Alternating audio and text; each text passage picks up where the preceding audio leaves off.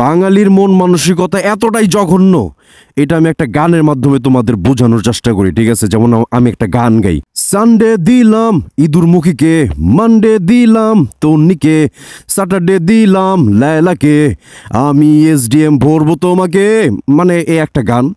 তো এটা যদি আমি এখন মানে বিষয় একই, সেম বিষয় সেম, আমি যদি এই গানটাই আমি যদি এটা হাতের ইশারায় বুঝাইতে চাই, হাতের ইশারায় যদি দেখাইতে চাই, যেমন এরকম হবে বিষয়টা হাতের ইশারায়, ঠিক আছে?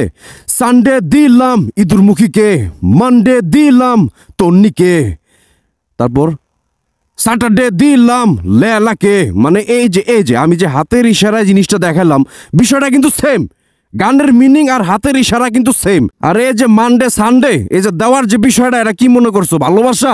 প্রেম ভালোবাসা ইজ ইকুয়াল টু খাট, এই খাট ছাড়া আর কিছুই না। কারো লোহার খাট, কারো চৌকি, কারো ভাঙ্গা খাট, কারো কাঠের খাট, এ একই, ডেস্টিনেশন একই, চিন্তা ভাবনা একই, টার্গেট একটাই, ওইটাই গানের মাধ্যমে কেউ বুঝায় আর আমি মনে করি যে হাতের ইশারায় বুঝাই, এই একই। আমি ওই হাতের ইশারা দিয়ে বুঝাইতে গেলে আমি খারাপ, এই কারণেই বললাম বাঙালির মন মানসিকতা খুবই জঘন্য।